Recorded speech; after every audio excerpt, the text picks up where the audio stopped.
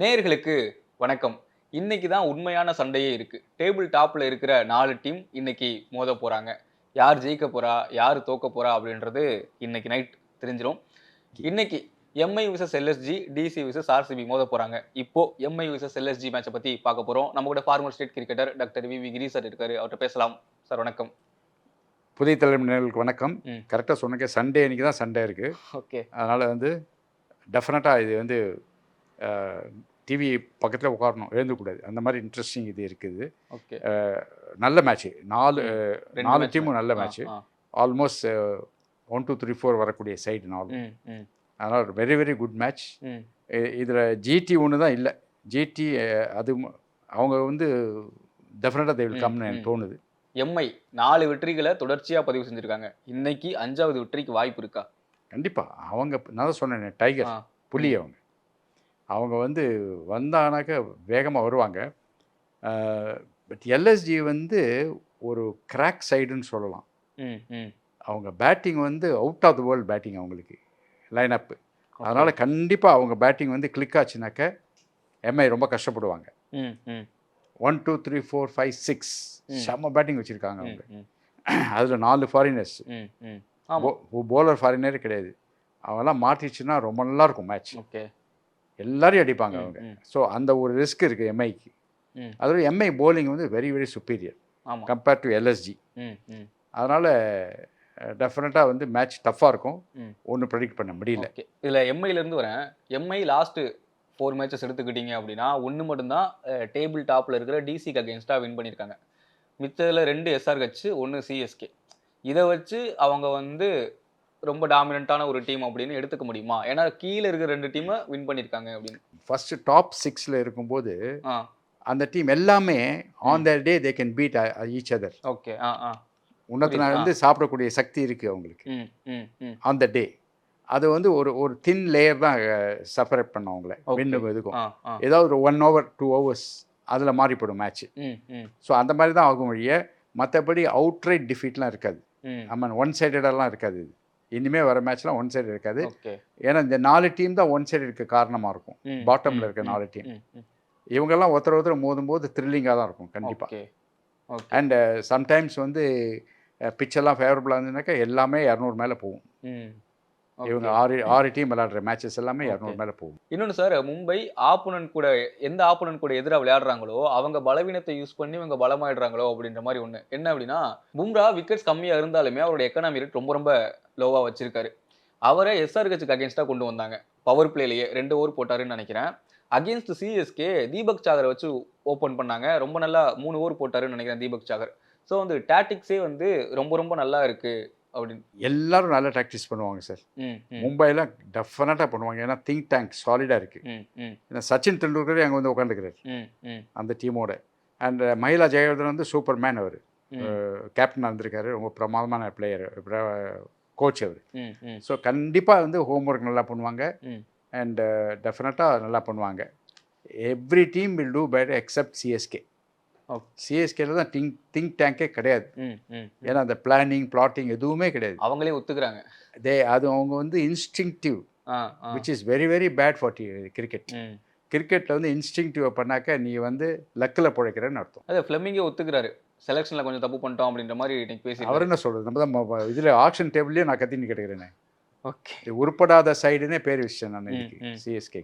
பும்ராவோட bowling sir, அவர் wickets எடுக்கல. 5 மேட்ச்ல 5 wicket தான் எடுத்திருக்காரு. ஆனால் ரொம்ப ரொம்ப எக்கனாமிக்கலாக பவுலிங் போட்டிருக்காரு. பும்ரா வந்து ரொம்ப பெரிய இன்ஜுரிக்கு அப்புறம் இப்போ தான் உள்ளே வர்றாரு. அதனால் வந்து கொஞ்சம் பார்த்து தான் பண்ணுறாரு. அவர் இஸ் நாட் கிவிங் ஃபுல் 100%. அவரை வந்து அந்த ரித்தம் இன்னும் வரல அவருக்கு. இந்த யார்க்கர் ரித்தம் வரல. அந்த யார்க்கர் ரித்தம்க்கு என்ன பண்ணணும், இப்படி வந்து நல்லா பேக்கில் போய் பாடி இப்படி பெண்ட் பண்ணிவிட்டு அப்புறம் அந்த கேட்டர்புல்ட் மாதிரி அடிக்கிறாங்களே அந்த மாதிரி வந்து இறக்கணும் உள்ள. அது பண்ணல அவர். ஹாஃப் ஹார்ட்டட் தான் பண்ணுறாரு. பிகாஸ் இன்ஜுரி ஆகிடுமோன்னு ஒரு கவலை இருக்குது அவருக்கு. நல்லா தெரியுது எனக்கு. அதனால் வந்து பட் ஹஸ் காட் கண்ட்ரோல். பேடாக போடல. பட் அந்த 100% எஃபெக்ட் இல்லை. Okay sir. அதனால் அவர் வந்து கொஞ்சம் ஸ்லோவாக தான் வர்றாரு. ஒருவேளை பிளே ஆஃப் போது நல்லா போடுவார். Hardik Pandya leading from the front அப்படின்னு சொல்லிட்டு விராட் கோலியை தான் சொல்லுவோம். அந்த 2016 சீரீஸ்லாம் பார்த்துட்டு 923 ரன்னா கேப்டன்லாம் இப்படிலாம் இருக்கணும், முன்னாடி நின்று வழிகாட்டணும் அப்படின்னு. இப்போ அந்த பேர் ஹர்திக் பாண்டியா கொடுத்துடலாமோ அப்படின்னு தோணுது.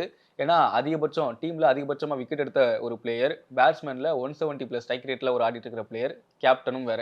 அவங்களுக்கு வந்து ஹர்திக் பாண்டியா வந்து அதோட பெருசா பண்றது ரோஹித் அண்ட் சூரியகுமார். போலிங்ல போல்ட். இதுல வந்து டவுட்டே கிடையாது இதுல. Hardik Pandya also takes wicket.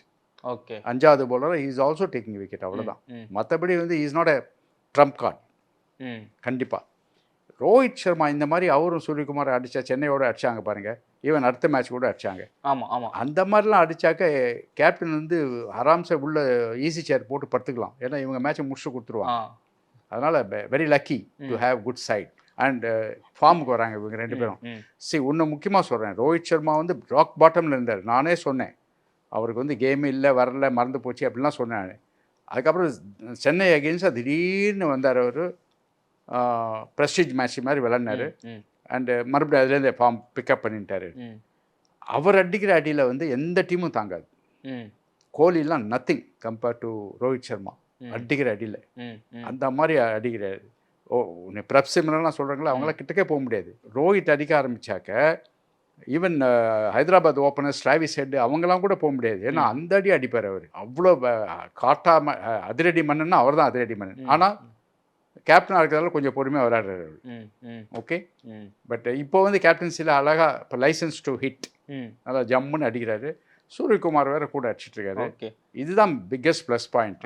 இது இவங்க 2 பேர் ஒத்த அடிச்சா கூட போதும், மும்பை வில் கீப் வின்னிங். அது மட்டும் இல்லாமல் 2016க்கு அப்புறமா ரோஹித் தொடர்ச்சியாக 2 50 அடிச்சது இந்த சீசனில் தான். சரி, T20 வந்து இது சகஜமாக ஆகும். இது அதாவது நீங்கள் வந்து ஆரஞ்சு கேப்புக்கு போனேன்னு வச்சுக்கோங்க, டீம் வின் பண்ணாது.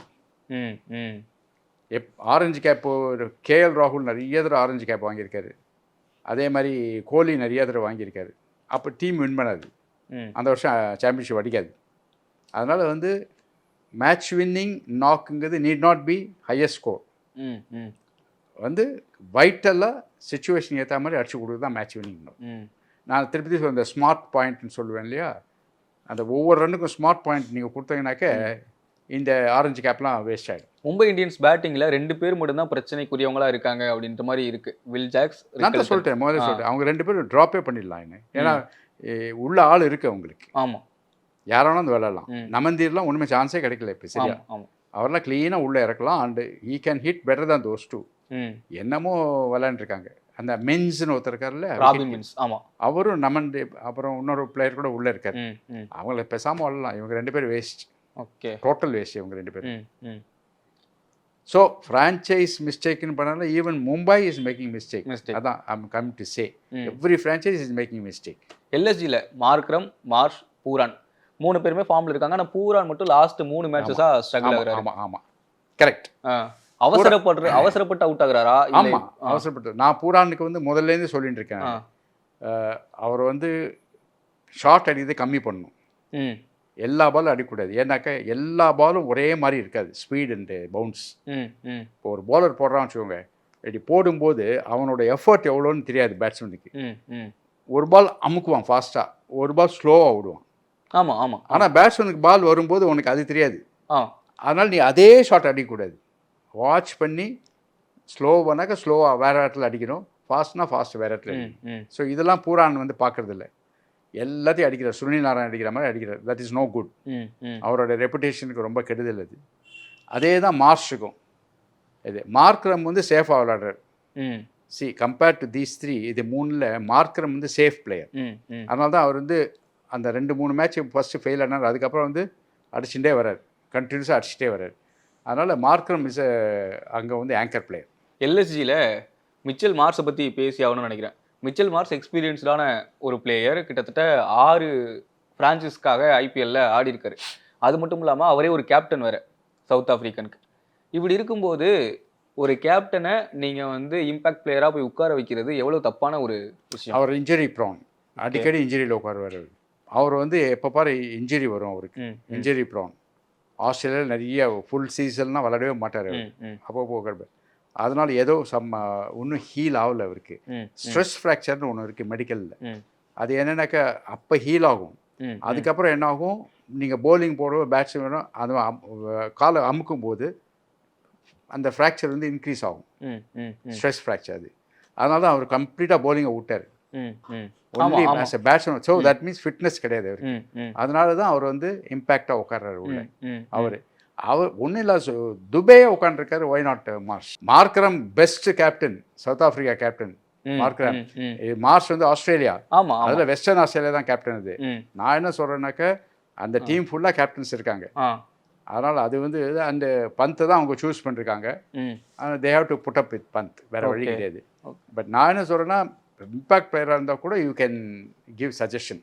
ம், ம், அங்கே தானே உட்காந்துருக்காரு, எங்கேயும் இல்லை, ஹோட்டலில் ஒன்றும் உட்காரல, அங்கே தான் உட்காந்துருக்காரு. You can always give suggestion. ம். பட் அவருக்கு ஃபிட்னஸ் ப்ராப்ளம் இருக்குது. ஓகே. எப்படி நம்ம டிராவிஸ் ஹெட், ம், ம், அவருக்கு ஃபீல்டிங்கே வராது, அதனால தான் இம்பாக்டாக இருக்காரு. ம், துபேக்கு ஃபீல்டிங் வராது, அதனால இம்பாக்டாக இருக்காரு. ம், அது மாதிரி சில பேருக்கு வந்து நாட் குட் ம். To field. மிச்சல் மார் சொல்றாரு, ரிஷப் பந்த் வந்து நாளுக்கு நாள் கேப்டன்னா பெட்டர் ஆகிட்டே வராரு அப்படின்னு சொல்றாரு. அவரே அதான் திரும்ப அதான் கேட்குறேன், அவரே ஒரு கேப்டன் வந்து இன்னொருத்தரை நல்ல கேப்டன் நாளுக்கு நாள் பெட்டர் ஆகிட்டு வராரு அப்படின்னு சொல்றாரு. நீங்க ஏத்துக்கிறீங்களா? அவர் வந்து ரிஷப் பந்த் தண்டன்னு சொல்லிட்டாங்க, டீமில் இருக்க முடியுமா? அதெல்லாம் ஒருத்தரும் தூக்கி விட்டுப்பாங்க சார், இதெல்லாம் சாதாரண இது. உங்களுக்கு தெரியுமே அது எப்படி ஒருத்தரும் நீ தான் பெஸ்ட்டு. அதெல்லாம் நம்ம தான் ஜட்ஜ் பண்ணணும் வெளியிலேருந்து. அவங்களாம் பயங்கர போய் சொல்லுவாங்க. ரிஷப் பந்த் நம்பர் 4லயே வரலாம் அப்படின்ற மாதிரி எனக்கு தோணுது. நம்பர் 7ல் லாஸ்ட் வந்தார்.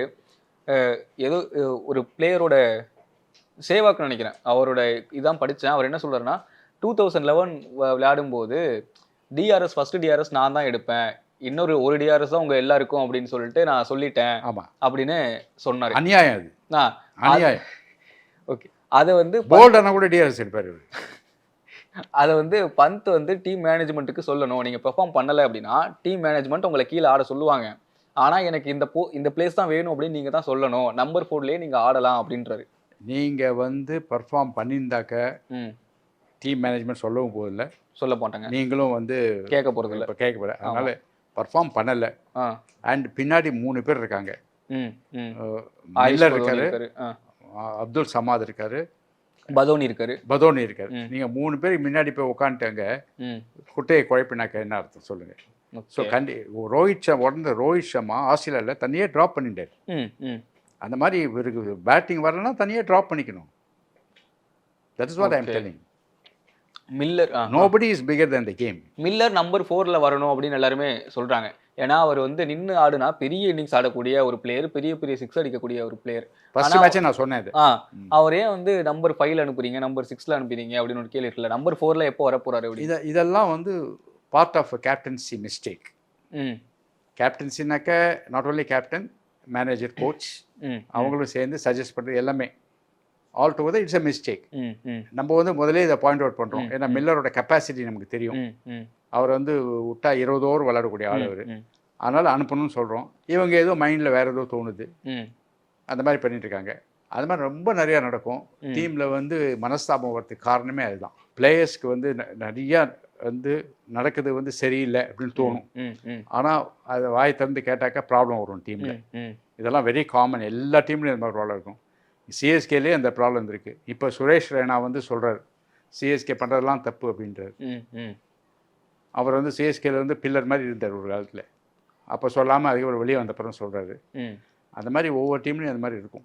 எல்எஸ்ஜியோட பவுலிங் பற்றி பேசும்போது Shardul Thakur leading wicket taker. ஆனால் அவருடைய எக்கானமி வந்து 11.20 அப்படின்னு இருக்குது. அதிகமாக ரன் கொடுத்துட்றாங்க எல்எஸ்ஜி பவுலர்ஸ். அங்கே பெஸ்ட்டு பவுலர் வந்து பிரின்ஸ் அண்ட் ரத்தி 2 பேர் தான். நீங்கள் ஷர்துல், அப்புறம் ஐவிஷ் கான், அந்த இந்தியா பிளேயரெல்லாம் பிஷ்னாய், இவங்கெல்லாம் India players. They played for India. அதெல்லாம் சொல்லலாம் நீங்கள். ஆனால் என்னை பொறுத்த வரைக்கும் really talented பவுலர்ஸ்னாக்க Rathi and Prince ரொம்ப அருமையாக போடுறார். நீங்கள் வேணால் பாருங்கள், அடுத்த ஆக்ஷனில் வந்து ரொம்ப ஹை ப்ரைஸ் போவார் பிரின்ஸ் எல்லாம். எல்எஸ்ஜியில் அதிகமாக ஓவர்ஸ் போட்டு ரொம்ப ரொம்ப கம்மியாக எக்கானமி வச்சிருக்கிற ஒரு பிளேயர் திக்வேஷ் ரதி.